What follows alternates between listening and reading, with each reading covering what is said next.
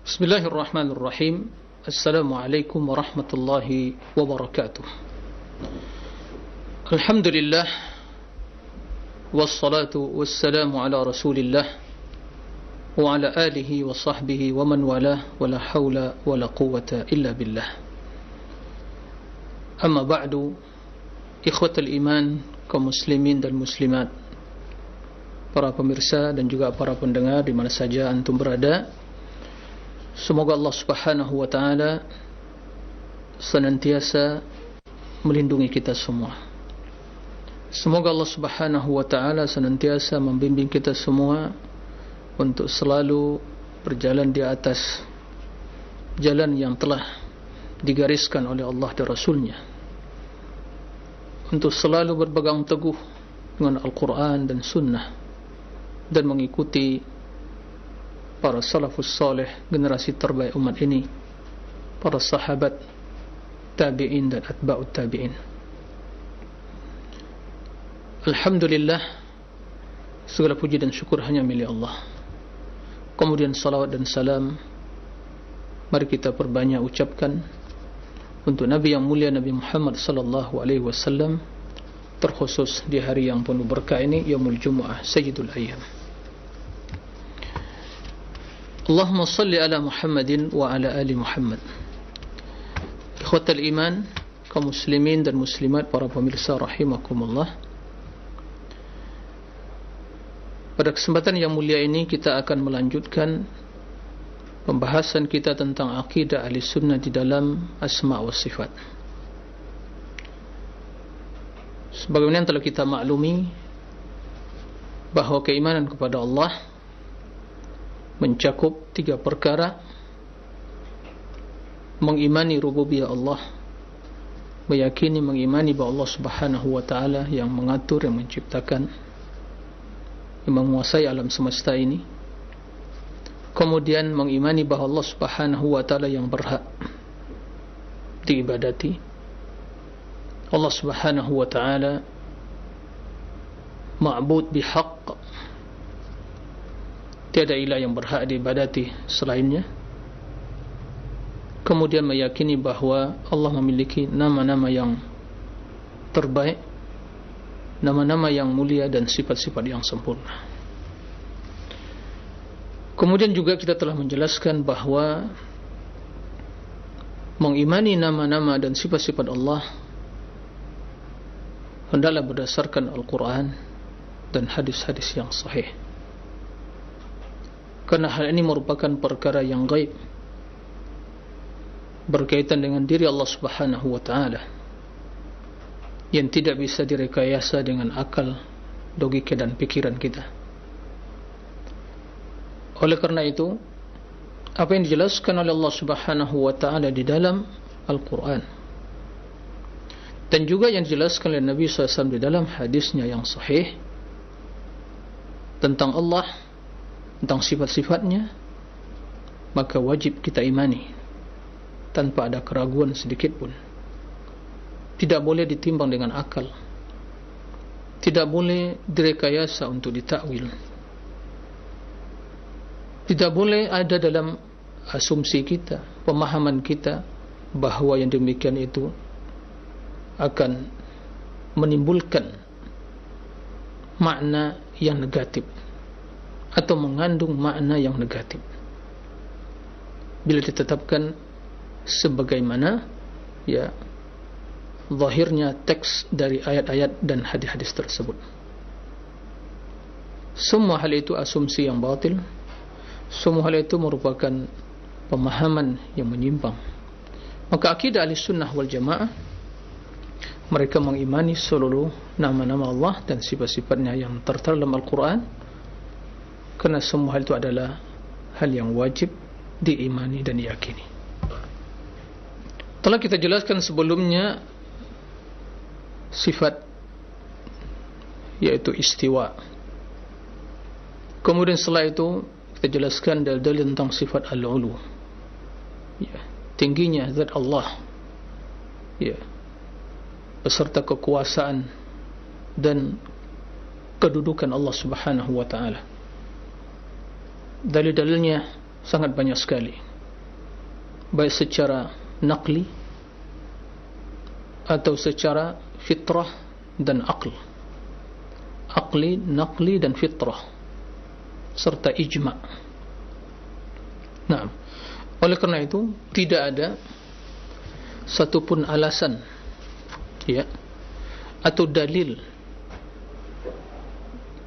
yang dijadikan sebagai landasan, ya, oleh orang-orang ahlul kalam, sekte Jahmiyah dan para pengikutnya, ya, dalam mengingkari sifat, ya, tingginya Allah, yaitu zat Allah yang maha tinggi, dan Allah istiwa di atas arash, kecuali hanya syubhat, asumsi yang batil, persepsi yang keliru di dalam memahami makna dari uluwullah, tingginya Allah, dan juga istiwanya Allah di atas arash.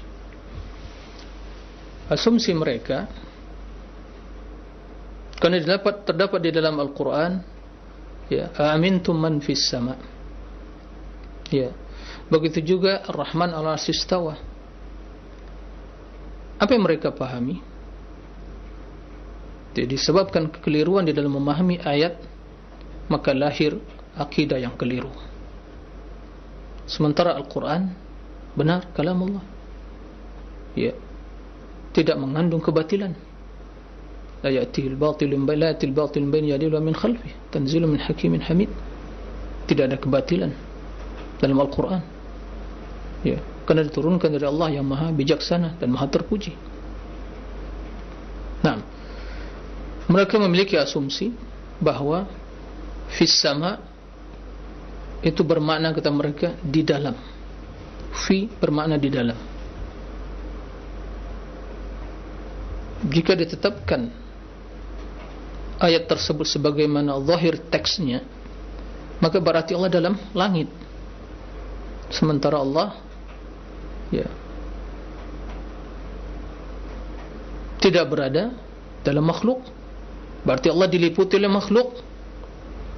Itu asumsi mereka seperti itu. Berarti ini kita mentashbih Allah, ya, berada dalam sesuatu sebagaimana makhluk.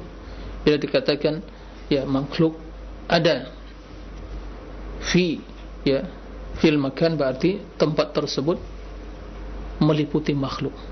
Begitu juga pemahaman mereka Ar-Rahman al-Arsy istawa, ya, alal arsy istawa. Menurut mereka berarti Allah duduk di arash, butuh kepada arash, berarti arash lebih besar. Sebagaimana mereka pahami, ya, tentang makna seorang raja yang duduk di atas singgasana yang dinamakan dalam bahasa Arsyur al-Malik, ya. Nah, bermula dari persepsi yang negatif, ya, pemahaman yang keliru tentang Allah Subhanahu wa taala, maka mereka ingin selamat, ingin, ya, keluar dari pemahaman yang batil itu menurut persepsi mereka. Maka apa yang terjadi? Ya, ditakwil, diselewengkan, oh, tidak sesuai dengan zahirnya. Lalu apa yang terjadi? Ta'til, pengingkaran. Maka diingkarilah, ya, Allah zatnya maha tinggi, ya, diingkarilah Allah istiwa di atas arash, ya, hanya berlandaskan syubhat-syubhat akal yang tidak masuk akal, yang hanya bersumberkan, ya, analogi, ya, mengkiaskan antara Allah dengan makhluk, ya. Maka kata para ulama, mereka yang mengingkari sifat tersebut, ya, melalui dua proses. Pertama, tashbih, pemikiran mereka yang telah dikotori oleh pemikiran tashbih, yaitu menyerupakan Allah dengan makhluk. Itu yang dibayangkan oleh mereka, itu yang menjadi asumsi mereka.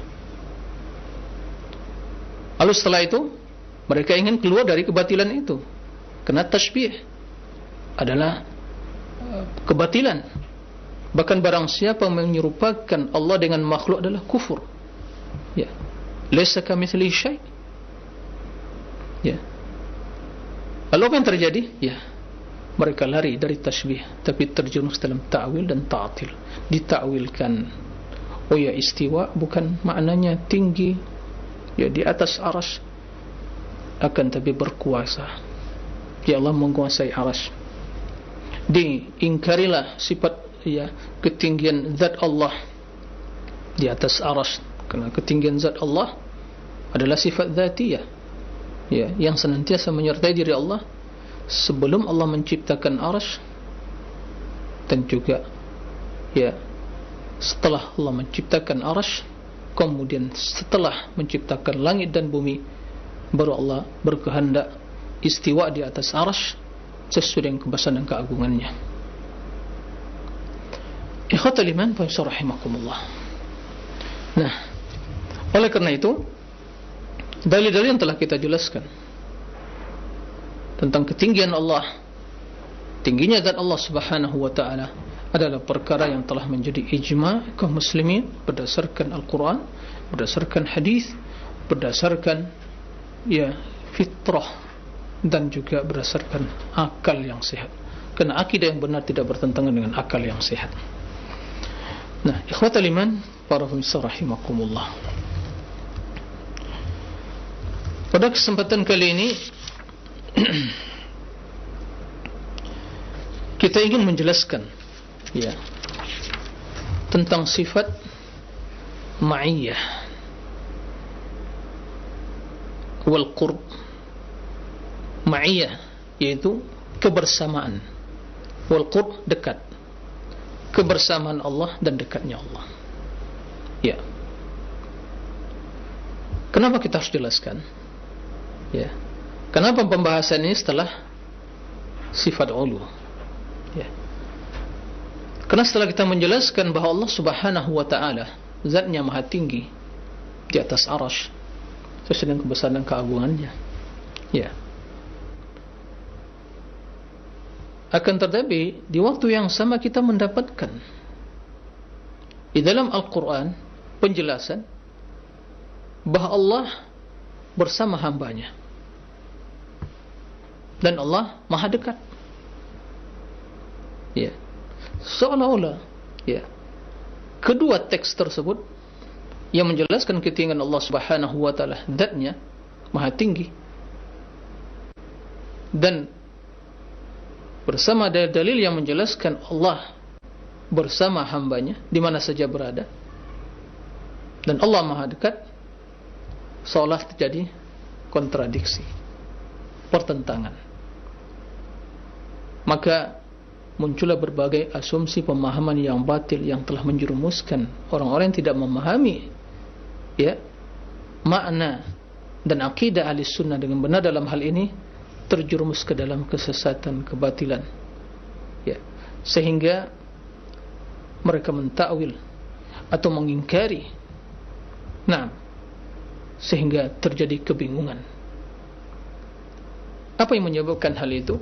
Ya, karena ketidakpahaman mereka terhadap, ya, nas atau teks-teks Al-Quran dan hadis tersebut, serta juga, ya, kesalahan mereka di dalam memahami dan ketidakmampuan mereka di dalam mengkompromikan antara kedua dalil tersebut, ya, karena telah diracuni oleh syubhat-syubhat ahlul kalam. Nah, adapun ahli sunnah wal jamaah,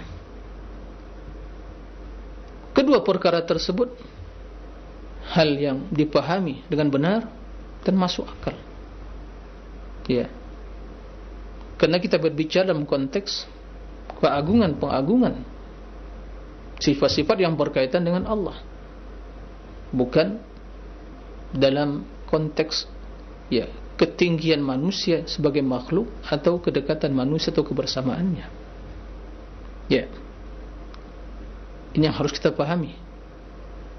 Nah, oleh karena itu kita ingin menjelaskan, ya, maksud dari ma'iyatullah, sifat ma'iyah, yaitu kebersamaan. Apa maksud kebersamaan Allah bersama hambanya? Allah bersama mereka Allah bersama kalian di mana saja berada. Naam. Wa ma'ahum aina makanu. Naam.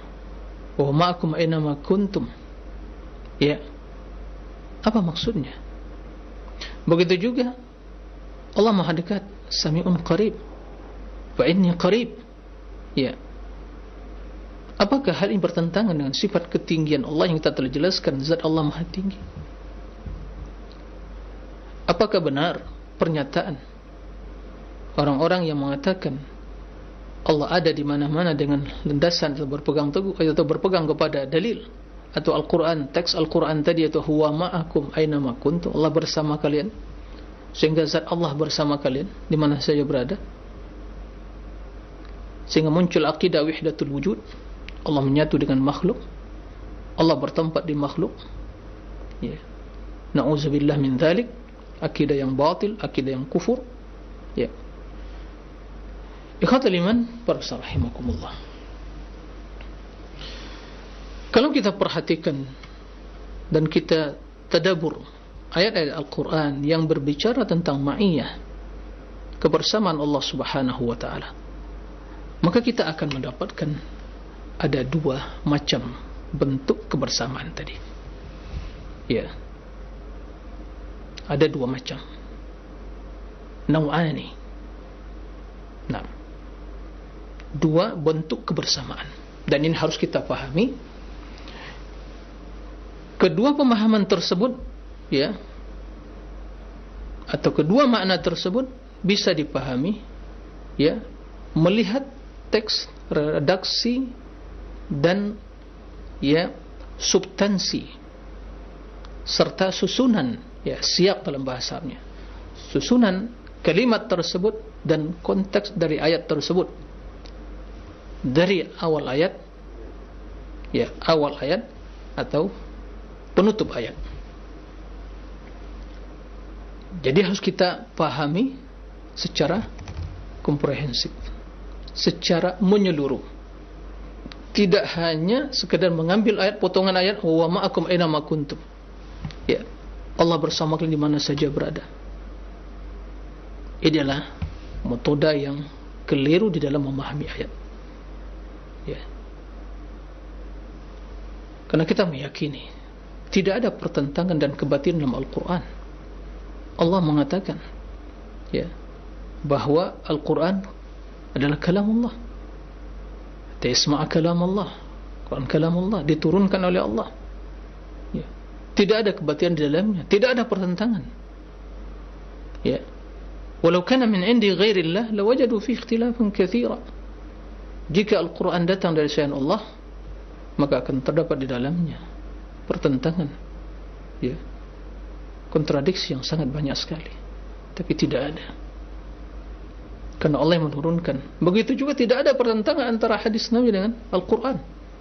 Tentu yang kita jelas ada yang kita maksud hadis yang sahih, karena hadis yang sahih adalah wahyu yang tidak bertentangan dengan Al-Quran sebagai wahyu juga. Nah, ikhwatal iman wa rahimakumullah. Jadi ada dua, ya, macam, dua pembagian ma'iyah di dalam Al-Quran. Baik. Ma'iyah yang pertama yaitu dinamakan ma'iyah ammah, ma'iyah kebersamaan, ya, secara umum. Apa maksudnya? Ya, meliputi seluruh makhluk. Tidak satupun makhluk yang keluar dari kebersamaan itu.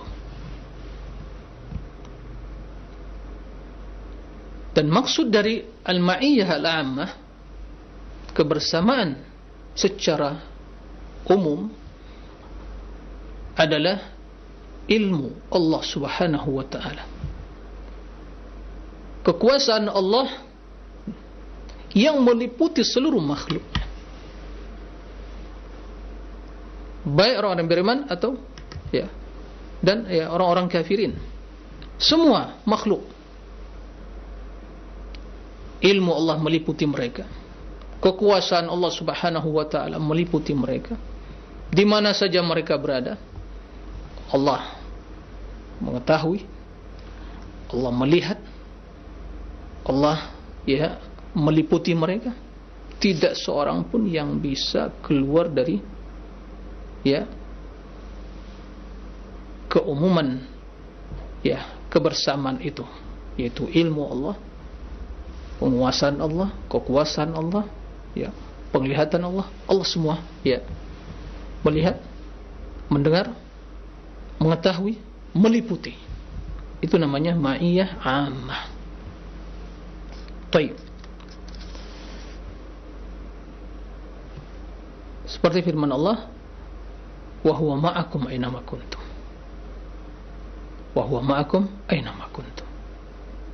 Kita akan jelaskan nanti kenapa ayat ini ya sebagai dalil ma'iyah ammah, karena redaksinya dari awal sampai akhir itu berbicara tentang ilmu Allah. Dalam surat Al-Hadid, dalam surat Mujadilah ayat ya, dalam surat Mujadilah juga terdapat wa huwa ma'ahum aina ma kanu. Dalam surat Al-Hadid, wa huwa ma'akum aina ma kuntum. Baik. Ini yang ma'iyah yang pertama, akan kita baca nanti teksnya secara sempurna. Yang kedua, para pemirsa rahimakumullah, ma'iyah khassah, ma'iyah yang spesial, yang khusus, kebersamaan yang spesial. Spesial untuk siapa? Ya hamba-hamba pilihan Allah, hamba-hamba Allah, orang-orang yang beriman, orang yang bertakwa, orang yang bersabar, orang yang berkebaikan, ya, yang hakikatnya dan maknanya adalah selain dari ma'iyah ammah, maka di sini ada makna yang spesial. Apa itu? Yaitu Allah Subhanahu wa ta'ala yang menolong mereka. Allah Subhanahu wa ta'ala yang memberikan kemudahan kepada mereka. Allah Subhanahu wa ta'ala yang membimbing mereka. Allah Subhanahu wa ta'ala yang menjaga mereka. Jadi bimbingan, pemeliharaan, pertolongan, ya, kemenangan yang Allah berikan mereka kepada mereka. Ini adalah ma'iyah khasah, yang itu tidak didapatkan orang kafirin, dan itu tidak didapatkan oleh makhluk secara keseluruhan.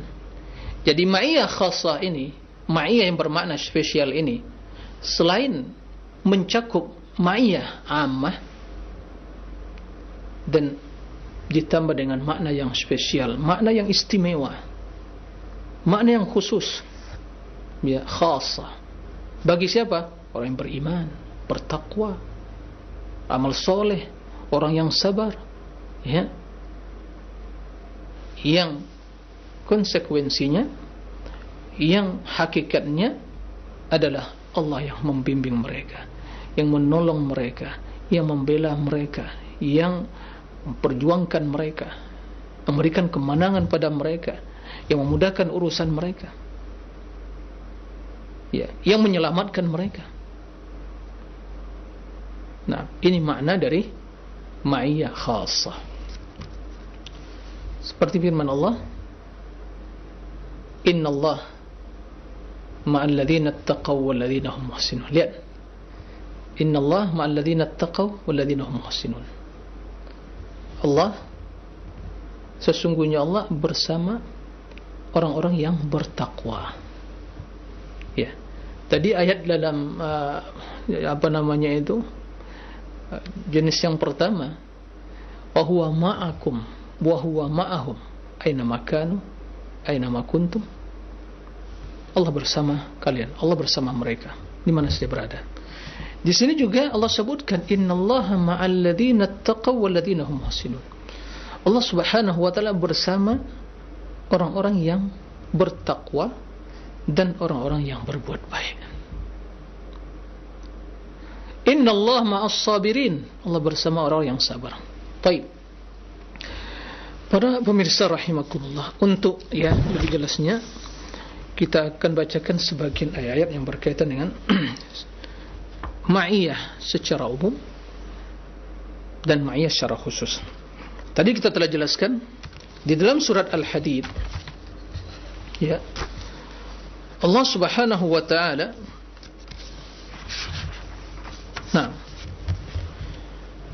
telah menjelaskan kebersamaan Allah secara umum, ya, yang meliputi seluruh makhluknya. A'udzu billahi minasyaitonir rajim. Dalam ya, surat Al-Hadid ayat 4. Huwallazi khalaqas samawati wal arda fi 6 ayyamin thumma istawa 'alal 'arsy. Kemudian apa kata Allah? Ya'lamu ma yaliju fil ardi wa ma yakhruju minha wa ma yanzilu minas sama'i wa ma ya'ruju fiha wa huwa ma'akum aina ma kuntum wallahu bima ta'maluna basir. Wallahu bima ta'maluna basir. Di sini Allah menggabungkan antara sifat istiwa dan sifat ma'iyah, ya. Kata Allah Subhanahu wa ta'ala yang artinya, Dialah Allah yang menciptakan langit dan bumi selama 6 hari. Kemudian Allah istawa 'alal 'arsy, telah terjelaskan. Allah mengetahui apa yang masuk ke perut bumi dan apa yang keluar dari perut bumi. Ya'lam ma yalid, itu yang masuk, wa ma yakhruj, yang keluar. Allah mengetahui apa yang ada di perut bumi dan apa yang dikeluarkan, ya. Wa ma yanzilu minas sama', dan apa yang turun dari langit. Wa ma yakhruju wa ma ya'ruju fiha, dan apa yang naik ke langit. Allah mengetahui, tiada yang tersembunyi. Ya'lam. Kemudian Allah sebutkan wa huwa ma'akum aina ma kuntum, dan Dia, yaitu Allah, bersama kalian di mana saja kalian berada. Setelah menyebutkan keluasan ilmu Allah yang mengetahui segala sesuatu, ya, yang di perut bumi, dasar perut bumi yang paling dalam, yang tiada yang bisa kita bayangkan berapa ya kedalamannya, Allah mengetahui, ya, apa yang ada di perut bumi dan apa yang dikeluarkan, ya. Kemudian yang turun dari langit dan yang naik ke langit. Wa huwa ma'akum aina ma kuntum, dan Allah bersama kalian di mana saja kalian berada. Kemudian ditutup oleh Allah ayat tersebut dengan nama Allah Basir. Wallahu bima ta'maluna basir, dan Allah Basir, melihat, ya, apa yang kalian kerjakan. Maka disebutkan di sini ilmu Allah yang meliputi segala. Kemudian pandangan Allah, basaruhu, yang meliputi, yang melihat, yang memperhatikan, ya, semua perbuatan kalian. Dari situ kita memahami bahwa ma'i yang dimaksud dalam ayat ini, wa ma'akum aina ma kuntum, adalah ilmu dan penglihatan Allah yang meliputi seluruh makhluknya. Maka di mana saja kita berada, Allah mengetahui kondisi kita, bahkan mengetahui apa yang terbesit dalam hati kita, ya, yang terlintas dalam benak pikiran kita. Dan Allah melihat, tidak ada yang tersembunyi bagi Allah.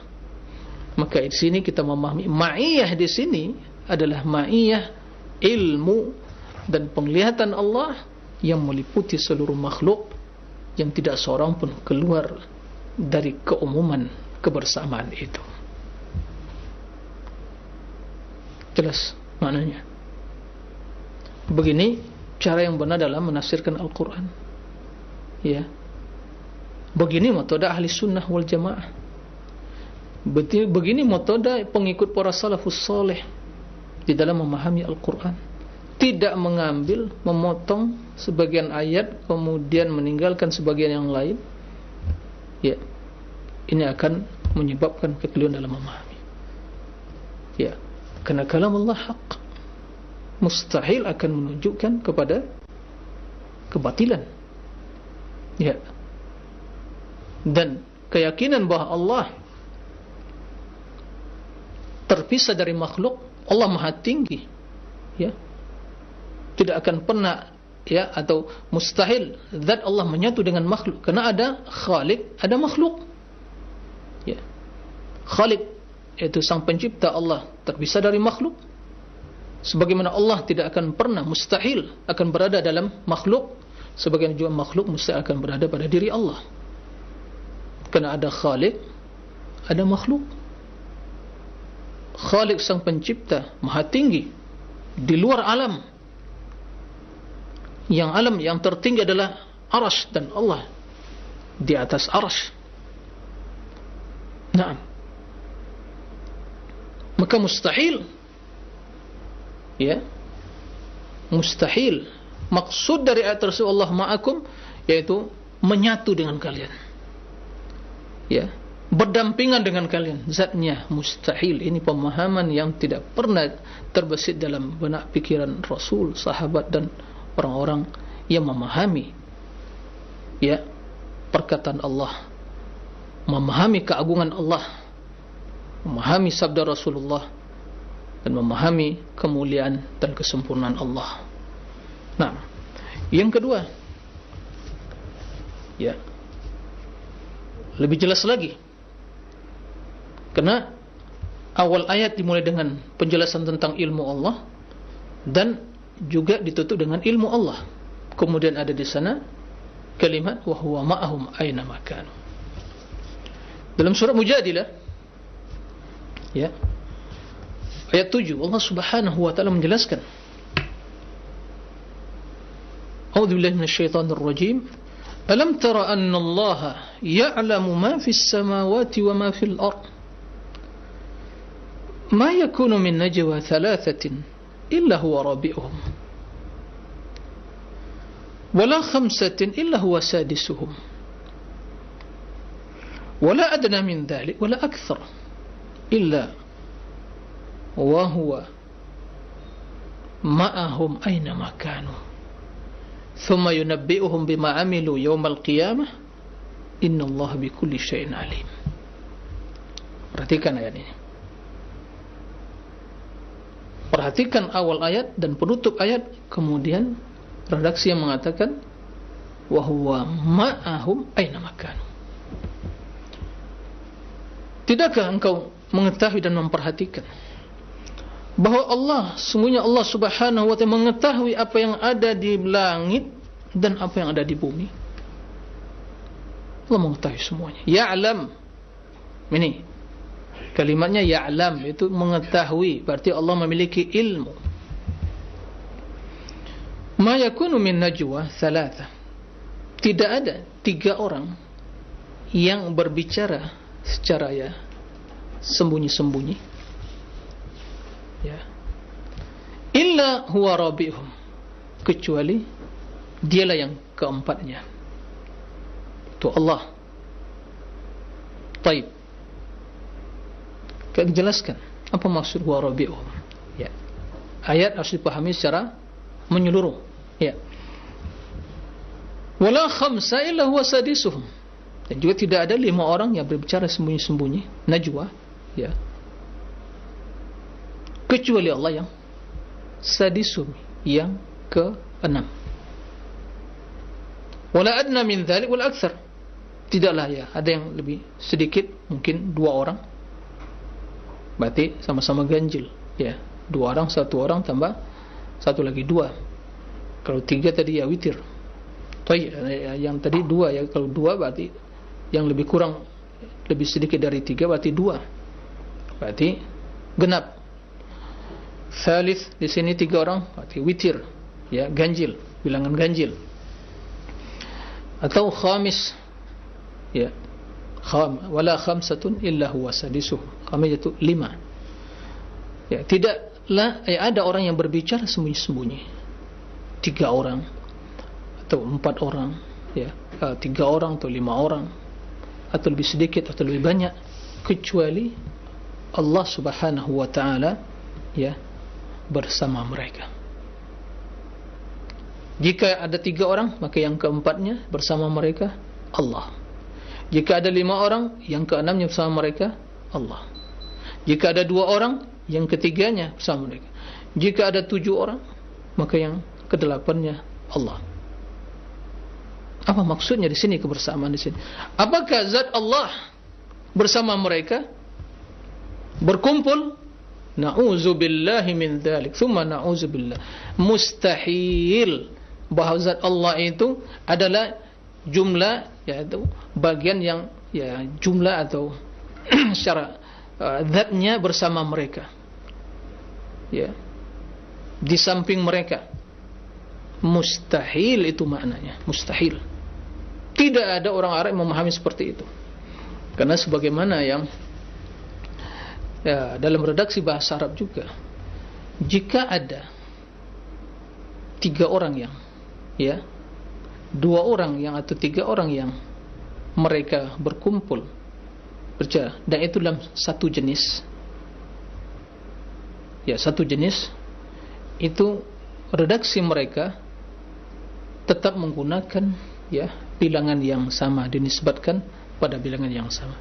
Seperti ada 2 orang bersamaan, maka yang satu dinisbatkan kepada bilangan yang sama, Thaniyatnaini, karena yang ada itu Abu Bakar dan Rasulullah. Thaniyatnaini, yang kedua dari 2 orang. Tidak dikatakan wahid itsnaini, wahidun min itsnaini, satu dari 2 orang, tidak, tapi thaniyatnaini, 2 dari, yang kedua dari 2 orang. Karena sama jenisnya, Rasul Muhammad sama-sama manusia. Tapi bila yang dinisbatkan kepada jumlah tersebut, bilangan tersebut berbeda jenis dan sifatnya, itu mereka akan mengatakan bilangan yang berbeda. Maka di sini kita memahami Allah bukanlah jenis makhluk, suatu hal yang kita maklum bersama. Allah bukanlah bersama kesadarannya, karena Allah bukanlah makhluk. Allah bukanlah jenis makhluk. Allah khaliq, manusia makhluk. Maka disebutkan di sini tidaklah ada yang tiga orang berbicara sembunyi-sembunyi kecuali rabi'uhum. Tidak disebutkan thalithus thalatha atau rabi'ul arba'ah, salah seorang yang keempat dari 4 orang. Tidak disebutkan. Atau sadisu khamisul khamsah, yang kelima dari 5 orang. Tapi disebutkan apa? Tidaklah 3 orang kecuali rabi'uhum, menjelaskan pada kita ini redaksi bahasa Arab. Orang Arab, ini redaksi bahasa mereka, dan Al-Quran dengan bahasa Arab. Jadi kalau kita cermati dari sisi makna dan redaksi sini sudah menjelaskan makna yang benar. Mustahil bahwa Allah itu bersama mereka, thalithuhum, berarti Allah di samping mereka, zatnya begitu, mustahil. Atau menyatu dengan mereka, mustahil. Ini pemahaman yang tidak memahami bahasa Arab, tidak memahami redaksi Al-Quran diturunkan dengan bahasa Arab yang nyata. Nah, oleh kerana itu Allah subhanahu wa ta'ala menyebutkan wa huwa ma'ahum aina makan, di mana saja mereka, 3 orang kah, 4 orang, 5 orang, berapapun jumlah mereka, huwa ma'ahum aina makan, di mana saja mereka berada. Tidak ada yang tersembunyi, Allah mengetahui. Makanya Allah tutup ayat tersebut, thumma yunabbihum bima 'amilu yaumil qiyamah, apa yang mereka kerjakan dalam pembicaraan sembunyi-sembunyi tersebut, secara tertutup tersebut, tersembunyi tersebut, Allah akan kabarkan, Allah akan sampaikan, Allah akan jelaskan kepada mereka hari kiamat. Enggak ada yang tersembunyi dari Allah. Dipertegas lagi oleh Allah subhanahu wa ta'ala, innallaha bikulli syai'in alim. Allah mengetahui, maha mengetahui segala sesuatu. Jelas maknanya? Apakah bahwa ma'ahum mengandung makna Allah menyatu dengan makhluk? Maknanya sangat jelas sekali. Ini namanya ma'iyah ammah. Ma'iyah ammah, ma'iyah yang bermakna ihatah wal ilm, meliputi dan ilmu Allah yang menyertai mereka. Allah di atas arsy dzatuhu.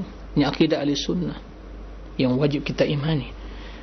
Ikhwatul iman, para rahimakumullah. Jika demikian, maka jelaslah bagi kita tidak ada pertentangan antara sifat ketinggian zat Allah di atas arsy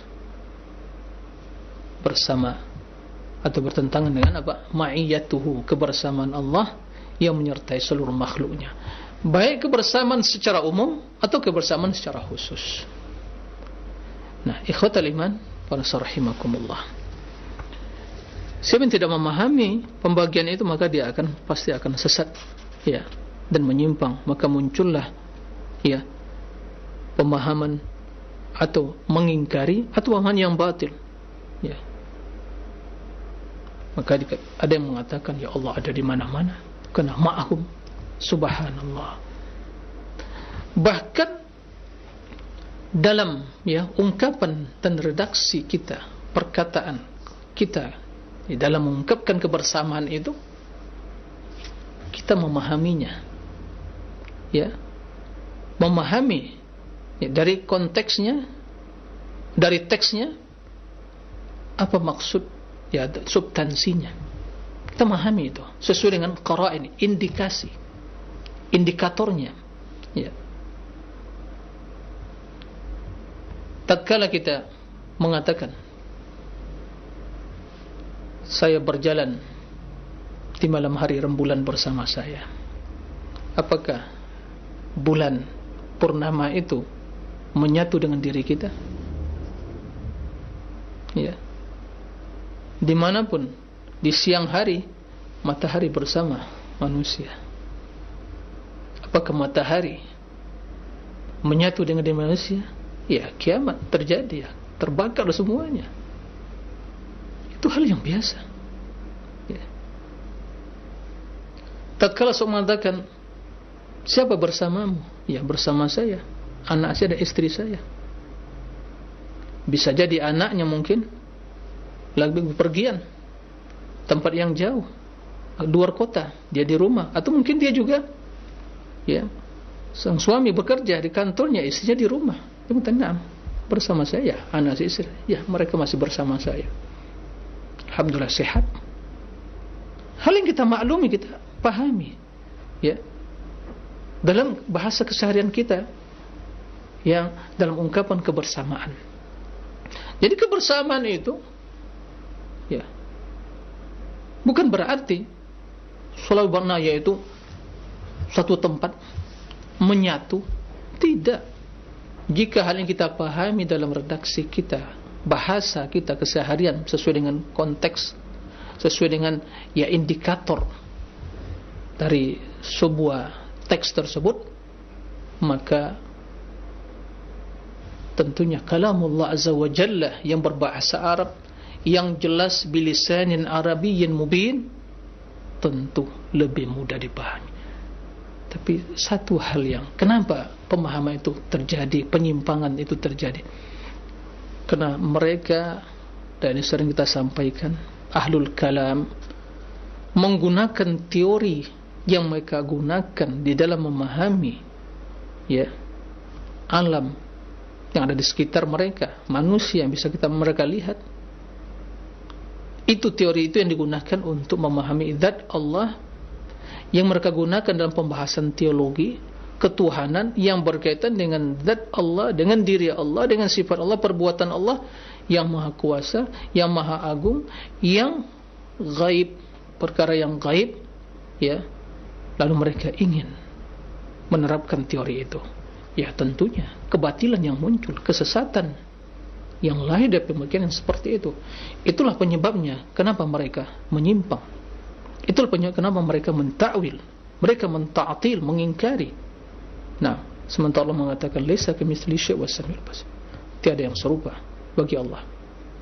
Tiada satu pun yang serupa bagi Allah, diri Allah, sifatnya, perbuatannya. Kendati mungkin dari sisi nama sama, tapi hakikatnya tidak sama. Ya. Dan Allah Maha mendengar dan Maha, ya, Sami' wa Basir, dan Maha melihat. Ikhwatal iman, para rahimakumullah. Maka dari situ kita bisa memahami, ya, kebersamaan Allah Subhanahu wa taala tidak bertentangan. Nah, adapun kebersamaan secara khusus, khasa yang spesial, jadi ini tambahan dari kebersamaan secara umum ditambah lagi secara spesial. Jadi secara umum tadi mencakup seluruh makhluk, ya, muslim, kafir, tapi ditambah secara spesial bagi yang muslim, yang beriman, yang bertakwa, yang sabar, sebagaimana firman Allah Subhanahu wa taala, ya, innallaha ma'as sabirin, Allah bersama orang-orang yang sabar. Wa innallaha lama'al muhsinin, sungguh Allah bersama orang-orang yang berbuat baik. Innallaha ma'al ladzina ittaqaw wal ladzina hum muhsinun, Allah bersama orang-orang yang bertakwa dan orang-orang yang berbuat baik. Wa'lamu annallaha ma'al muttaqin, ketahuilah Allah bersama orang-orang yang bertakwa. Naam. La tahzan innallaha ma'ana. Ya. La tahzan innallaha ma'ana. Ini firman Allah yang menjelaskan, ya, apa yang dikatakan Nabi kepada Abu Bakar yang menemani beliau waktu hijrah, ya, begitu mereka masuk ke Gua Thur, mereka melihat telapak kaki orang musyrikin yang mencari, ingin membunuh Rasul dan membunuh Rasul, ya. Tatkala itu tentunya sebagai manusia yang mencintai Rasul, ya, Abu Bakar melihat kondisi seperti itu, khawatir terhadap diri Nabi sallallahu alaihi wasallam. Maka jangan kamu takut, jangan kamu bersedih, wahai Abu Bakar, ya,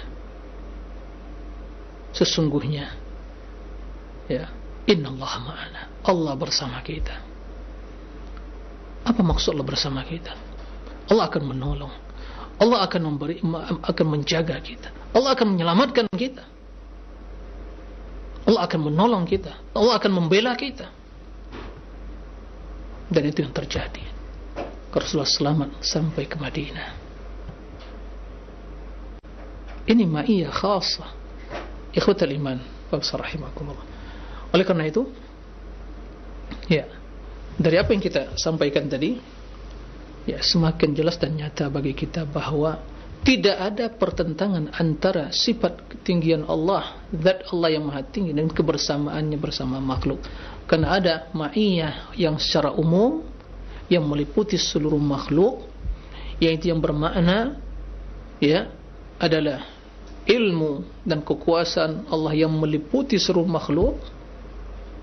Dan ada ma'iyah yang bermakna pertolongan, pembelaan, keselamatan, kemenangan yang berikan, penjagaan, naam, taufik, bimbingan, yang bermakna itu spesial bagi orang yang beriman, orang yang bertakwa, orang yang sabar, orang yang buat baik. Naam, semua itu akan didapatkan oleh ahlul iman. Naam, ikhwatal iman, para pemirsa rahimakumullah. Kemudian, ya, setelah itu kita ingin menjelaskan, menyempurnakan pembahasan tentang al-qurb, ya, kedekatan Allah Subhanahu wa taala. Kedekatan Allah Subhanahu wa taala. Bila kita perhatikan juga, ya, teks Al-Qur'an dan juga hadis, kita akan mendapatkan, ya, maksud dan makna dari kedekatan tersebut.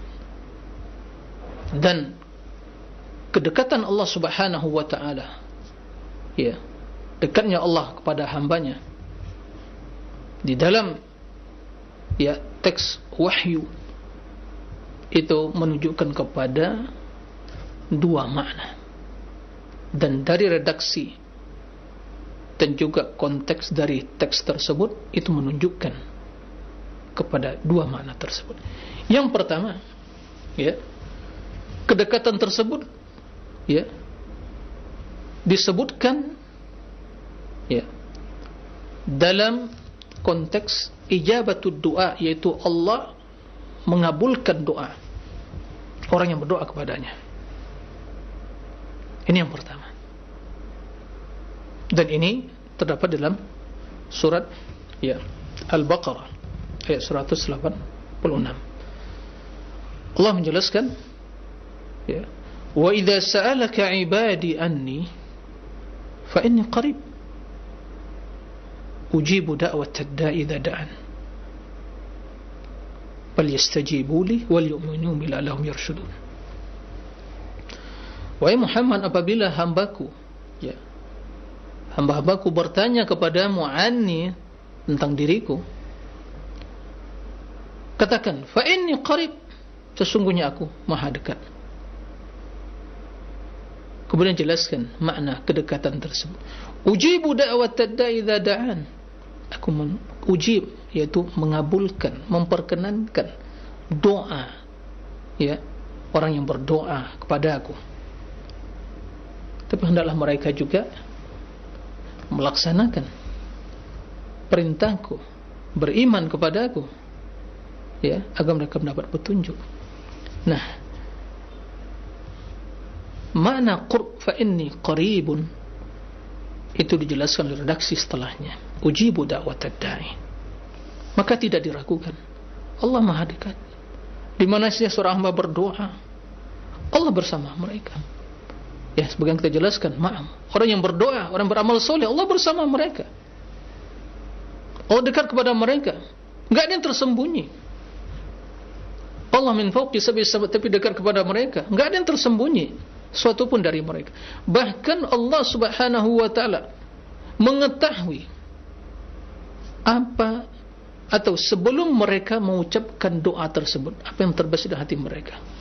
Kemudian membimbing mereka untuk berdoa. Kemudian setelah itu mengabulkan permohonan dan doa mereka. Makanya kata Allah kepada nabinya, sampaikan, aku dekat. Ujibu da'watad da'i. Nah, jika demikian, satu pelajaran yang harus kita pahami dari ayat ini, jika Allah dekat, Allah mendengar doa kita, mengabulkan permohonan kita, ya banyak-banyak berdoa. Kemudian dalam berdoa juga, karena Allah dekat, ya enggak perlu teriak-teriak. Untuk apa teriak-teriak? Kita ingin membenarkan Allah. Maka dalam berzikir, dalam berdoa, al-aslu fi al-israr, yaitu tidak dikeraskan. Maka ini salah sebentuk, ya, kekeliruan orang-orang yang berdoa teriak-teriak, zikir teriak-teriak. Untuk apa? Allah mengetahui, Allah mendengar. Berdoa, Allah mengabulkan, mengetahui. Nah, ini, nah, oleh karena itu dalam hadis sebutkan, ya, sebab turunnya ayat dalam surah Al-Baqarah tadi, ya, para sahabat bertanya kepada Rasulullah SAW, bertanya, Rabbuna qaribun panunajih am ba'idun panunadihi. Ya Rasulullah, apakah Rabb kita itu dekat, panunaji, hanya kita, ya, memanggilnya, ya, menidak, manggilnya dengan suara nunajihi, yaitu hanya dengan suara yang lembut, suara yang tidak dikeraskan. Am ba'id panunadi, atau jauh, harus teriak. Nida itu yang mengangkat suara untuk memanggil. Maka turunlah ayat fa inni qarib. Jadi tidak perlu kalian teriak-teriak memohon kepada aku, enggak perlu mengeraskan suara berzikir kepada aku. Aku mengetahui, aku dekat kepada kalian, aku kabulkan, aku mengetahui zikir kalian. Ya, ini maknanya. Kemudian yang kedua, qurb, makna qurb yaitu dekat, fi ithabati abidi, dalam memberikan balasan, ya, pahala terhadap, ya, hamba-hambanya yang beribadah, yang mereka melakukan amal soleh, terutama dalam hal di waktu mereka solat dan sujud, di waktu mereka beribadah sepertiga malam terakhir. Semua dalam hadis sebutkan, aqrab ma yakunul abdu min rabbih wa huwa sajid. Aqrab ma yakunul abdu min rabbih, kondisi seorang hamba yang paling dekat min rabbih, pada Allah, dari Rabbnya, wa huwa sajid, di waktu dia sajid beribadah. Kenapa itu menjadi tempat yang paling dekat sisi seorang hamba kepada Allah? Karena tatkala itu seorang hamba yang taat, yang tunduk, yang pasrah, ya, menundukkan diri, merendahkan diri di hadapan Allah, dia sujud, kepala yang paling tinggi, ya, bagian badan fisik yang paling tinggi, ya, dia letakkan di tempat yang paling rendah. Dia sujud dan hatinya tertuju kepada Zat yang maha tinggi, pengagungan, sang pengagungan. Dia menghambakan diri pada Allah sebentuk penghambaan yang tulus, ya, yang menghilangkan segala makna kesombongan dan keangkuhan. Dia hanya pasrah, berserah diri, tunduk. Maka tatkala itu Allah membalas, menerima. Sehingga kata Nabi, fa'akthiru minad du'a, banyak berdoa, karena itu di antara tempat yang dikabulkan untuk berdoa. Subhanallah. Itu maknanya. Ya, bukan hamba di sini dekat fisik, mustahil. Bagaimana bisa dekat fisiknya, secara fisik? Ya, sementara dia di bumi. Allah fawqal arsy, dan arsy adalah makhluk yang paling tinggi. Ini makna dari yang kedua. Dan ini juga, ya, sebagaimana dalam hadis lain, aqrab ma yakunu ar-rabbu minal 'abdi fi jawfil lailil akhir, bahwa, ya, keberadaan atau posisi dan keadaan di mana Allah Subhanahu wa taala, ya, lebih dekat kepada hambanya ada di waktu jawfil laili al-akhir, sepertiga malam terakhir. Karena di situ kita mengetahui bahwa di hadis yang sahih, Allah turun ke langit bumi sesuai dengan kebesaran keagungannya, menyuruh hambanya, siapa yang berdoa akan kabulkan, siapa yang memohon keampunan akan aku ampuni, siapa yang meminta akan aku beri. Ya, maka tatkala seorang hamba bangun bermunajat, memohon keampunan pada Allah, maka Allah cinta hal itu, Allah akan membalasnya, Allah kabulkan doanya, Allah terima permohonan ampunnya, dan Allah beri keinginannya. Ya subhanallah. Itu mana qurb di situ. Ya, mana qurb. Jadi, ikhwatal iman, rahimakumullah. Termasuk dalam hal ini juga, ya, hadis menjelaskan, ya, enggak perlu teriak-teriak Allah itu dekat pada kita. Abu Musa al-Asy'ari menjelaskan bahwa dalam suatu hari atau dalam suatu perjalanan kami bersama Nabi sallallahu alaihi wasallam fi safarin, ya, dan tentunya transportasi mereka ya unta mereka. Fartafa'at aswatuna bitakbir, lalu kami, ya, mengeraskan suara dalam bertakbir, karena ada antara sunnah begitu kita naik di tempat posisi yang tinggi kita bertakbir Allahu Akbar, begitu kita berada tempat yang rendah kita mengucapkan Subhanallah. Nah, para sahabat dalam perjalanan itu mereka mengeraskan suara Allahu Akbar, Allahu Akbar, berteriak Subhanallah, Subhanallah, gitu ya. Ya, seperti kebiasaan sebagian, ya, kaum muslimin zaman sekarang ini dalam berzikir teriak-teriak kan gitu. Nah, kata Rasulullah SAW, ya ayuhan nas, wahai para sahabatku, enggak perlu kalian seperti itu. Irba'u ala anfusikum, sayangi diri kalian, kasihani diri kalian, kalian akan capek nanti. Ya, perjalanan terik matahari, enggak ada AC, enggak ada transportasinya unta, perjalanan yang jauh, turun naik, ya, maka kalian akan capek. Maka kasihani diri kalian, sayangi diri kalian. Irba'u ala anfusikum, innakum la tad'una as-samma wala ghaiba. Kalian tidaklah berdoa atau menyeru, memohon, memanggil, ya, asam, yaitu yang tuli, atau ghaib, atau yang tidak ada. Yang kalian seru itu adalah alladzi tad'una as-sami'un qarib. Yang kalian seru itu sami'un qarib, mendengar dan dekat. Dia mendengar doa kalian dan dekat, maka dikabulkan doa kalian, beri pahala kalian terhadap zikir tersebut. Aqrab ila ahadikum min unuqi rahilati, lebih dekat kepada salah seorang kalian daripada, ya, seorang daripada leher untanya. Subhanallah. Apa yang kita pahami dari redaksi tersebut? Kedekatan Allah, di mana permohonan kalian, doa kalian dikabulkan, didengar dan dibalas dengan kebaikan. Ini maksud kedekatan, ya, dalam redaksi, ya, hadis Nabi dan juga dalam firman Allah dan hadis Nabi. Ini adalah kedekatan. Ini harus dipahami. Siapa yang tidak memahami seperti yang kita utarakan tadi, maka pasti keliru, bingung dia. Allah mengatakan maha tinggi, tapi kok ada dekat? Allah mengatakan maha tinggi. Kalian mengatakan wahai sunnah Allah tinggi zatnya, tapi Allah mengatakan ma'akum, kebersamaan bersama kalian. Pasti akan bingung. Kenapa? Karena dia hanya berasumsi, ya, dengan asumsi yang batil, tidak memahami makna dari hadis dan teks tersebut. Maka alhamdulillah kita ahli sunnah wal jamaah, pengikut para salafus saleh, inilah makna yang benar.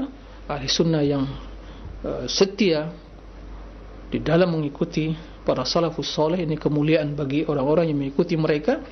Mereka meyakini Allah maha tinggi zatnya dan dekat pada hambanya, ya, dan Allah dekat dengan hambanya bersama tinggi zatnya. Allah bersama mereka secara umum dan secara spesial.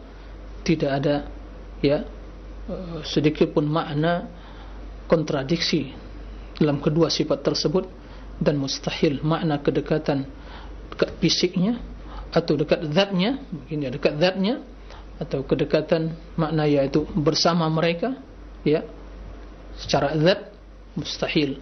Itu tentu tidak pernah terbesit dalam benak pikir Rasul, dan juga tidak pernah diajarkan Rasul pada para sahabatnya.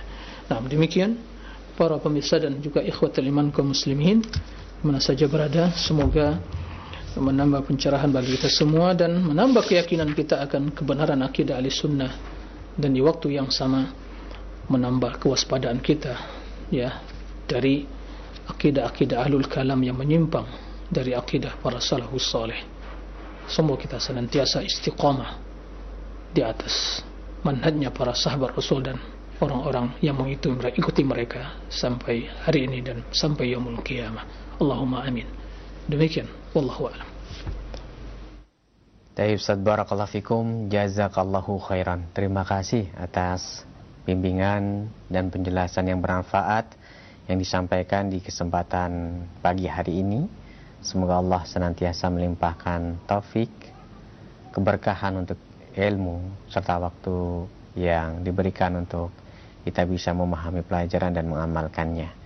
Selanjutnya kami berikan kesempatan untuk bertanya, silahkan di 0218236543 atau pesan singkat di 0819896543. Dan kami awali terlebih dahulu dengan pesan singkat yang kami bacakan dari Ummu Tharik di Warung Jambu yang bertanya, Ustadz Afan izin bertanya, bagaimana kita menjelaskan kepada anak kita ketika dia bertanya apa arsy itu?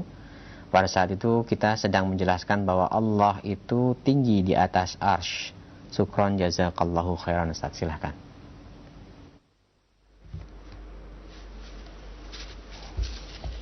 Nah, ya, terima kasih atas pertanyaannya, barakallahu fiik, kepada Ummu Tharik, ya, barakallahu fiik atas pertanyaannya.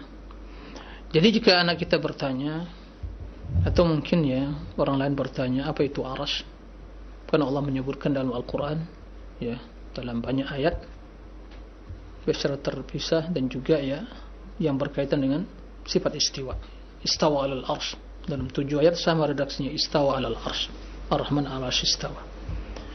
Arsy, ya, karena ini bahasa Arab dan karena Al-Quran turun di komunitas orang Arab dan Rasulnya orang Arab, maka turun dengan bahasa Arab, dan orang Arab memahami arsy secara bahasa. Arsy yaitu sarirul mulk, bahasa sarirul mulk, yaitu singgah, mungkin terjemahan kita ya, terjemahan bebasnya singgasana raja. Itu mereka memahami. Tapi tentunya tatkala istilah arsy itu dinisbatkan kepada Allah, yaitu istiwa Allah di atas arsy, tentunya ya tidak seperti singgasana raja yang dipahami secara bahasa. Maka terdapat sifat arsy tersebut, maka katakan kepada anak kita, kepada yang bertanya, arsy itu, ya, sebagaimana itu Ibnu Abbas, la yaqdiru qadrahu ilallah, tidak ada yang mengetahui, ya, hakikat keagungannya, kebesarannya, kecuali Allah Subhanahu wa ta'ala. Maka katakan Arsy adalah makhluk ciptaan yang pertama. Ya, akidah Ahlussunnah. Nah, Arsy adalah makhluk yang pertama Allah ciptakan. Bukan qalam. Nanti ada perbedaan. Apakah qalam? Yaitu qalam itu pena yang menulis takdir. Nanti Allah perintahkan, Allah ciptakan qalam. Jangan dipahami, ya, oh qalam, oh ini seperti qalam kita, gitu ya, pena yang kita. Memang untuk menulis. Itu makhluk Allah ciptakan. Gak usah membayangkan yang macam-macam. Bagaimana bentuk qalam? Karena bukan itu dituntut. Bukan dituntut mengerti bagaimana qalam tersebut besarnya, gitu ya, dan tintanya. Yang penting kita imani, awwalu ma khalaqallahu al-qalam faqala lahu uktub. Qala wa madza aktub? Qala uktub maqadir al-khalaiq ila qiyamis saah. Ya. Pertama Allah ciptakan qalam, Allah perintahkan. Ya, pertama begitu Allah ciptakan qalam, Allah perintahkan, tulis. Qalam menjawab, ya.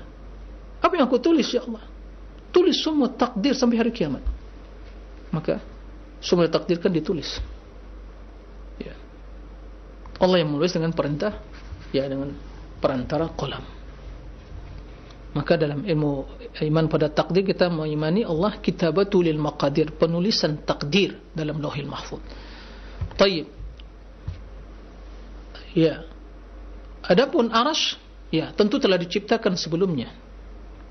Karena Allah yang menciptakan langit dan bumi, ya, selama 6 waktu. Kemudian wa kana arsyu 'alal ma'. Kana arsyu 'alal ma', berarti Arsy telah ada di atas air, ya, bukan air yang ada di bumi ini. Di atas langit ketujuh ada kursi, kemudian ada air, kemudian, ya, kursi, kemudian Arsy. Wa fawqahu ar-Rahman. Nah, jadi Arsy adalah makhluk yang paling agung, Rabbil Arsyil Azim. Ya, Arsy adalah makhluk yang pertama. Arsy adalah makhluk yang paling indah. Arsy adalah makhluk yang paling berat dan yang paling besar. Ya. Dan Arsy tersebut dipikul 8 malaikat. Pada hari kiamat 8 malaikat. Sekarang berapa? Wallahu a'lam. Karena ayat menyebutkan wa yahmilu 'arsya rabbika fawqahum yawma idzin thamaniyah. Dan pada hari tersebut itu kiamat, Arsy Rabbmu dipikul 8 malaikat. Ingin kita mengetahui bagaimana besarnya Arsy, la yaqdiru qadrahu, tidak bisa dibayangkan bagian, tapi ingin sebagai pendekatan saja agar kita semakin mengagungkan Allah, agar berbagai asumsi yang negatif, yang batil, yang dibisikkan oleh syaitan dan nafsu kita itu hilang dari benak pikiran kita. Isma', dengarkan. Ya. Dalam hadis yang sahih, Nabi SAW diizinkan oleh Allah untuk mengabarkan para sahabat salah satu atau salah seorang dari malaikat yang memikul Arsy. Berapa besarnya? Simak hadisnya. Udhina li an uhaddithakum bi ahadin min hamalatil Arsy anna baina syahmati udhunihi ila atiqihi masiratu 700 'am. Allahu akbar. Aku diizinkan oleh Allah untuk mengabarkan kepada kalian tentang penciptaan atau fisik ciptaan salah seorang dari pemikul Arsy, malaikat, bahwa jarak antara daun telinga ini syahmatul udhun namanya, syahmah, dan pundaknya berapa jaraknya? Sejauh 700 tahun perjalanan. Bayangkan 700 perjalanan, berapa itu? Berapa mil? Enggak ada manusia yang berjalan di permukaan bumi selama itu. Ya. Sampai pun dengan ya teknologi yang canggih, pesawat yang mungkin ya tercanggih, tercepat, tidak akan bisa menembus itu. Itu satu. Lalu bagaimana dengan 7 yang lainnya akan mengikut pada hari kiamat? Allahu Akbar. Makanya saya sering menyampaikan dan sering bertafakkur, ya subhanallah, kok beraninya orang-orang ahlul batil, ahlul kalam itu merekayasa berbagai asumsi terhadap Allah. Tidakkah mereka membaca ayat-ayat dan hadis tentang keagungan Allah sehingga berani mereka mentakwil, mengingkari, merekayasa, berasumsi yang negatif tentang Allah? Ya subhanallah. Tapi benar kata Allah, wa ma qadarullah haqqa qadri. Sungguh mereka tidak mengagungkan Allah. Itu penyebabnya. Semua ahlul batil, ahlul kalam yang mentawil sifat, mengingkari sifat, mereka tidak mengagungkan Allah. Itu menyebabkan mereka terjerumus dalam kebatilan itu. Ya. Maka kita ingin mengetahui bagaimana keagungan Allah dengan mempelajari keagungan makhluknya. Karena keagungan makhluk menunjukkan akan keagungan dan kebesaran, kemuliaan, kesempurnaan Rabb yang menciptakan mereka. Dalam hadis yang saya disebutkan, ya, bahwa Rasul memberikan perbandingan. Ada kursi, kita membaca ayat kursi. Semua membaca ayat kursi. Ya, kecuali yang enggak salat baca Al-Quran, ya, enggak bisa ayat kursi.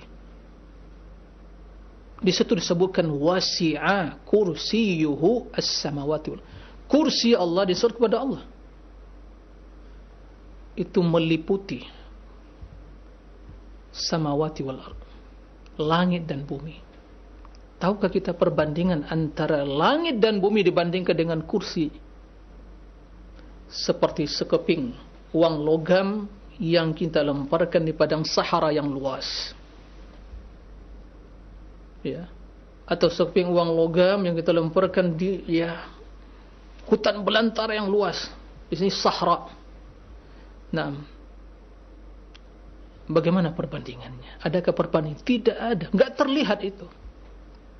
Itu perumpamaan langit dan bumi dengan kursi. Wasi'a kursiyus samawati wal ardh. Dan perbandingan antara kursi yang betul meliputi langit dan bumi dan perbandingannya hanya seperti sekeping uang logam yang kita lemparkan di padang Sahara yang luas, ya. Maka perbandingan arsy dengan kursi begitu juga. Jadi arsy begitu luas, kursi begitu luas, perbandingannya dengan arsy seperti juga sekeping uang logam dilemparkan di padang Sahara yang luas. Ya subhanallah. Maka kata Ibnu Abbas, wal arsyu la yaqdiru qadrahu illallah. Arsy tidak ada yang bisa mengetahui keagungannya, kebesarannya dan kemuliaan dan ya semuanya yang berkaitan dengan sifat arsy kecuali Allah yang menciptakannya. Dan arsy tegak dan malaikat bisa memikulnya karena Allah. Tapi Allah tidak butuh kepada arsy. Sampaikan seperti itu.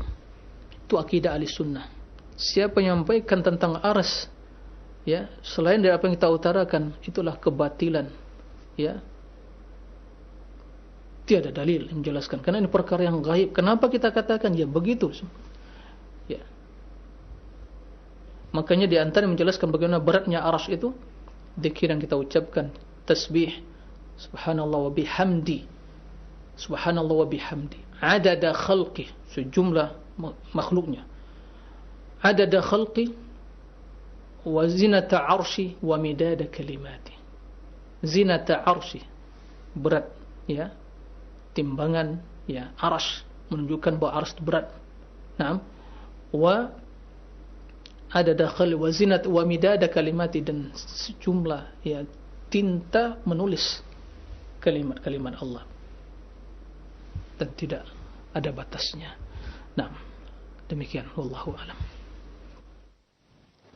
Baik Ustaz, barakallahu fikum wa jazakallahu khairan. Selanjutnya kami bacakan kembali dari pesan singkat dari saudara Detam di Bogor. Assalamualaikum Ustaz, izin bertanya, bagaimana dengan saudara-saudara kita yang masih mempunyai faham bahwa Allah ada di mana-mana?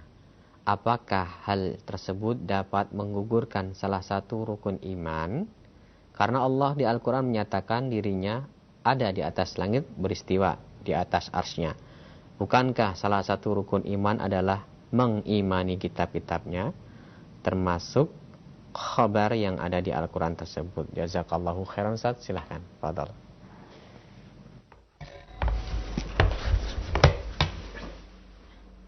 Nah, baik. Ikhwatal iman, rahimakumullah. Ya, kita telah jelaskan ya akidah ahli sunnah tentang ketinggian Allah, keagungan Allah, ya, istiwa Allah. Itu akidah yang harus kita pahami. Ya. Adapun akidah yang menyimpang dari akidah tersebut ya bermacam-macam.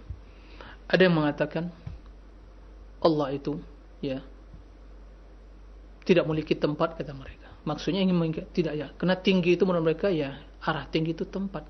Allah tidak lipu tempat. Tujuan mereka ingin mengingkari sifat ketinggian. Ada yang mengatakan laisa fawqal arsy syai'un. Ini mengingkari sama sekali ini. Kaum Jahmiyah, pengikut Jahm bin Safwan yang berguru pada Ja'd bin Dirham, yang berguru pada Yahudi yang menyihir Nabi SAW. Itu silsilah ilmu para pengingkari sifat. Bukan dari Nabi, bukan dari sahabat, bukan dari Abu Bakar, Umar, bukan Muhajirin wal Ansar, bukan tabi'in, bukan tabi'at tabi'in, bukan imam yang 4. Dosa besar tatkala menisbatkan akidah mengingkari sifat pada para imam ahli sunnah. Mereka berlepas diri.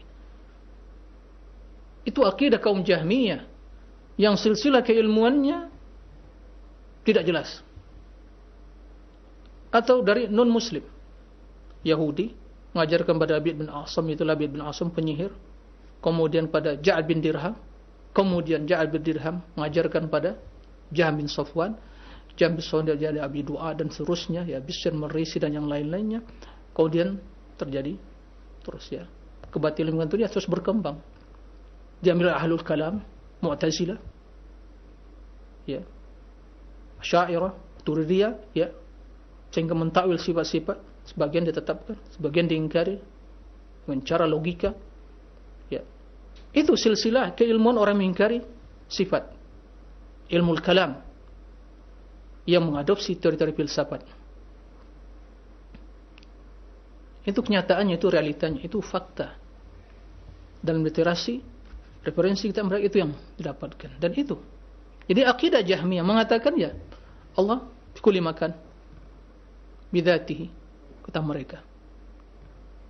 Jadi dengan keyakinan yang batil tadi. Pemahaman yang menyimpang tadi. Karena menurut mereka huwa ma'akum. Tidak memahami hakikat ma'ah tadi, kebersamaan tadi. Ini akidah yang batil, akidah yang sesat. Ya, akidah yang kufur. Ya. Maka barang siapa yang mengatakan Allah ada di mana-mana, Allah menyatu dengan makhluk, na'udzubillah, ini jelas akidah yang kufur. Berarti Allah ada di mana-mana, wal iyazu billah. Ya. Wal iyazu billah. Ya. Bayangkan di mana-mana, semua tempat ya kan. Di dunia ini tempat bermacam-macam. Ada yang baik, ada yang jelek. Bisa. Ya. Para pemirsa dan pendengar, lanjutkan maksud yang baik dan yang jelek, tempat yang jelek. Saya tidak mau menyebutkannya. Na'udzubillah, tidak mau mengotori lisan untuk ya menyebutkan kekufuran tadi. Waliyazubillah. Banyak tempat yang jelek di dunia ini. Berarti Allah juga ada di sana. Waliyazubillah, na'udzubillah, na'udzubillah, na'udzubillah min dzalik, na'udzubillah min dzalik. Ya. Kemudian bagaimana dengan ayat yang begitu banyak dan hadis dan fitrah? Kalau Allah ada di mana-mana, ya. Kenapa berdoa harus mengangkat tangan? Hati tertuju ke arah yang tinggi. Ya, kenapa?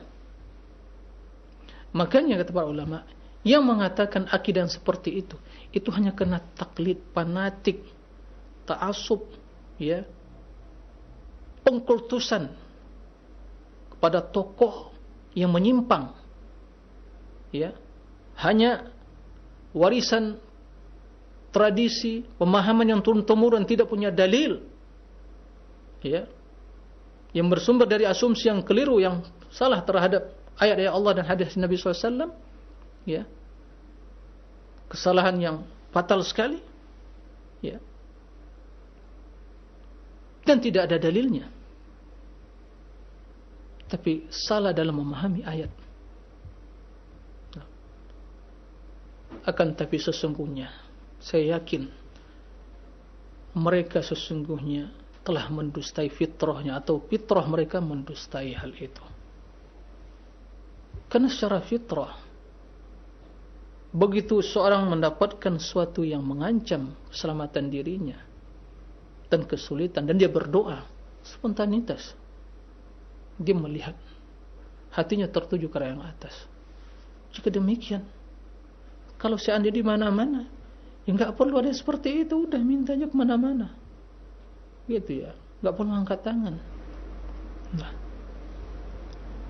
satu lagi kisah yang disampaikan ini ibrah, ada Isra Mi'raj yang diperingati setiap tahun, tapi itu tidak ya disyariatkan diperingati.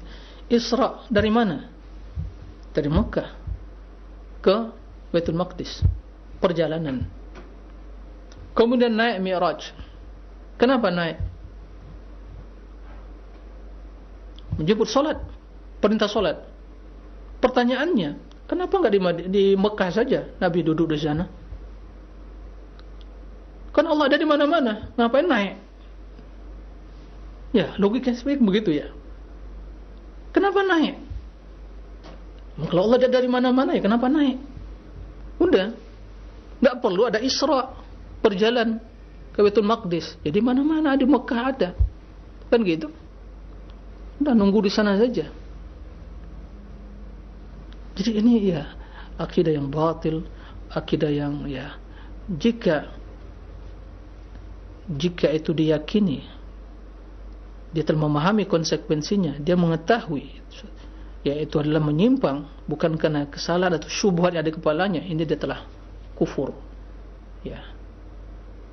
Kufur. Makanya ulama yang hidup di zaman ya Ibnu Arabi yang mengatakan Allah ada di mana-mana, Allah menyatu dengan makhluk, dia saya, dia saya, itu akidah wahdatul wujud. Ulama di zaman ini sepakat memponis dia sebagai telah keluar dari Islam, kufur disebabkan pernyataan itu. Dan ditulis oleh Imam As-Sakhawi dalam kitab, dikumpulkan pendapat para ulama ahli sunnah, ijma' mereka zaman itu ya menghukumi bahwa Ibnu Arabi telah keluar dari Islam dengan pernyataan seperti itu, wahdatul wujud. Allah menyatu dengan makhluk, dan konsepnya Allah ya di mana-mana, karena makhluknya di mana-mana. Nah, waliyadzubillah, ini akidah yang batil, harus waspadai. Allah Rabbuk mengatakan amintu man fis sama, Ar-Rahman istawa. Kemudian kita mengimani, mengamini akidah orang yang tidak memahami hakikat tersebut. Ya subhanallah, ya subhanallah, sungguh sangat aneh ya, banyak keajaiban. Ini diantaranya keajaiban dalam beragama, karena telah menyimpang dari aturan Allah, aturan Rasulnya, agama yang turunkan Allah, akidah yang diajarkan Rasul. Pengaruh apa? Yaitu mempelajari agama, cara-cara ahlul kalam, cara filsafat ahlul kalam, ya, pandai berretorika, pandai ya merangkai-rangkai kata yang menghujat-hujat ya ulama, menghujat ya orang yang lebih berilmu. Kemudian juga pandai ya merekayasa untuk mengelabui orang awam ya dengan alasan ini objektif, ini ilmiah. Apalagi kalau yang berbicara mungkin memiliki titel akademik gitu ya, semakin merasa dia itu memiliki sesuatu, tapi pada dasarnya la syai'. Hanya syubhat ahlul kalam dikumpulkan, syubhat kalum filsafat, kemudian dirangkai untuk membantah ayat-ayat Allah, mentakwil hadis-hadis Nabi, ya, mengkritik para ulama yang ya tidak sebanding keilmuan dengan dia. Inilah kondisi orang di zaman sekarang ini. Ya. La yadri annahu la yadri. Tidak tahu dia itu tidak tahu. Musibah. Nah, mudah-mudahan kita selamat dari orang-orang yang seperti itu. Ya, akidah. Mohon kepada Allah, memohon kepada Allah. Kita ini lemah. Ya. Jangan kita bergantung pada kepintaran, kecerdasan kita. Kita lemah, siapapun kita, setinggi apapun tingkat pendidikannya. Ya. Setinggi apapun gelar akademiknya dia raih, dia lemah. Jika Allah sesatkan akan sesat. Maka memohon kepada Allah, berlepas dari kekuatan kita, keilmuan kita, kemampuan kita. La haula wala quwata illa billah. Kan tapi kita bergantung pada Allah. Ini tawakkaltu ala Allah. Hasbi Allah wa ni'mal wakil. Itu yang harus bersanding pada Allah. Memohon perlindungan dari kesesatan, memohon petunjuk untuk kebaikan dan keistiqomahan di dalam menjalani ketaatan kepada Allah Subhanahu wa taala. Demikian, semoga Allah Subhanahu wa taala mengukuhkan kita di atas akidah yang benar dan juga membimbing kita untuk berjalan di atas sunnah Nabi dan beri kekuatan untuk mengamalkannya dalam kehidupan kita. Allahumma amin. Wa sallallahu wa sallam nabiyina Muhammadin wa alihi wa sahbihi wa sallim walhamdulillahirabbil alamin. Subhanakallahumma bihamdik asyhadu an la ilaha illa anta astaghfiruka wa atubu ilaih. Wassalamu alaikum warahmatullahi wabarakatuh.